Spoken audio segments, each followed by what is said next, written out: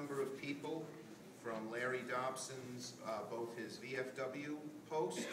What post number is that? 153. 153, is that in Baldwinsville? Yes, it is. 153 in Baldwinsville. And from your Elks Lodge? Yes. Great. Baldwinsville or? Liverpool. Liverpool Elks. Well, they named all the families here, so why not? We have some of the Madden family, McLean family, Federley family, Jack McNulty. My sister is a McNulty. She married a McNulty. So we're almost related wherever Jack is. Hi, cousin. I know. The Newberger family, the Foltz family, the Calson family, Morehouse, McKenna, Griffin, Foster, Easton, Merriweather, Foltz, Murray, and Ratuno. Close enough. Thank you all for being here and supporting this fine, outstanding American, Larry Dobson. And it's a real honor for me to be here today. I first want to say this. Throughout our history, I was just in Albany, where we dedicated a little room to somebody who actually lived in my neighborhood in Brooklyn, Captain McKenna, who died fighting for our freedom in Iraq. And his father dedicated a little room at the airport where soldiers on their way coming and going could relax, so you wouldn't have to see a soldier just sleeping in one of the chairs at the airport. And I told Mr. McKenna the same thing I'd like to tell Larry, that our nation, from the days it was founded, has been blessed by average folks who are heroes. And these are the folks who always stood up whenever we needed help. And it started when little farmers, just plowing their fields.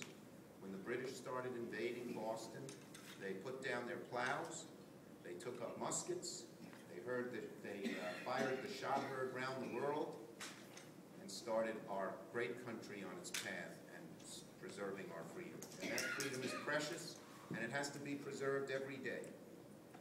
And that's what Larry Dobson signifies to me, and I think to all of you. Because what we're about to do here today is humble.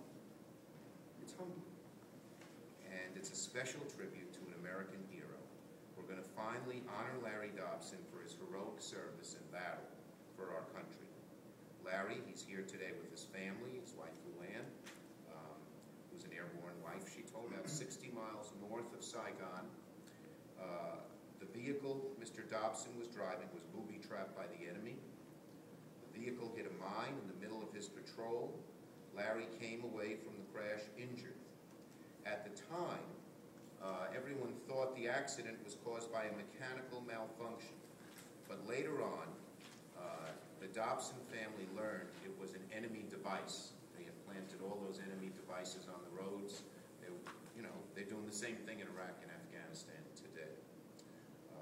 Once they discovered the error, Larry and his family fought to correct the record to make sure he receives what is owed to him, a Purple Heart. Throughout this time, the Dobson family has fought to get the Purple Heart. I'm sure there were a lot of frustrating times when it would have been easy to get mad and give up, and I haven't met Larry before, but just looking at him, he seems not like the type who gets mad, but who gets something done. Am I right, Luann? That's right. I could just sort of tell by looking. And he kept pushing and pushing. He never gave up. A while back, the Dobsons came to my office and told us the incredible story and asked us to get a little help cutting through the red tape. And we were able to do that and deliver the Purple Heart.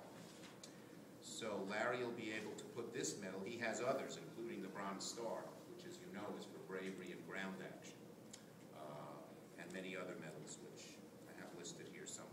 He's probably too modest. No, I'm going to read them anyway. Here's what Larry does. He has the Bronze Star.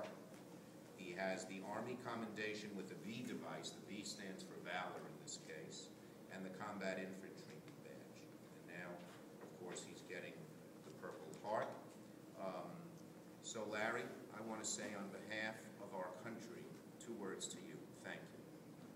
Thank you for your service, your courage, and your modesty. Tom Brokaw wrote a book about the World War II generation, called it The Greatest Generation. But But the Vietnam generation was the greatest generation as well. And in one of the great disgraces, I think, in American history, when those soldiers came back, they were not treated as heroes. And that was a great black mark on our country, and it should never happen again. And thank God the Iraqi and Afghanistan soldiers are treated as heroes, as they should be. So that's a good thing. But anyway, I'm sorry it took so long. That's, you know, you've been in the Army, you know the bureaucracy over there. But the day is finally here. It belongs to you, your family, your friends. You're one of our country's quiet heroes, which, praise God, we have millions of. You're among the long list of patriots who have risked your life for a cause greater than yourself, or for you. So thank you, thank you, thank you. It's been long enough. Why don't you come up, and I'm going to present the Purple Heart to Larry Dobson. Larry, congratulations, sir.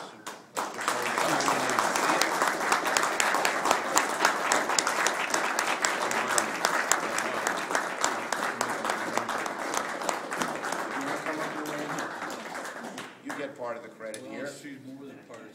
She's the reason actually I'm getting this. She and dug guess this what? up very And look hard. what she's wearing. I don't know if she did that on purpose. Purple shirt. I did. She did. I figured that. I did. Yeah, my wife would have thought of that, even though I wouldn't. Okay, thank you. Thanks, Larry. Thank you, sir. Thank you, Luann.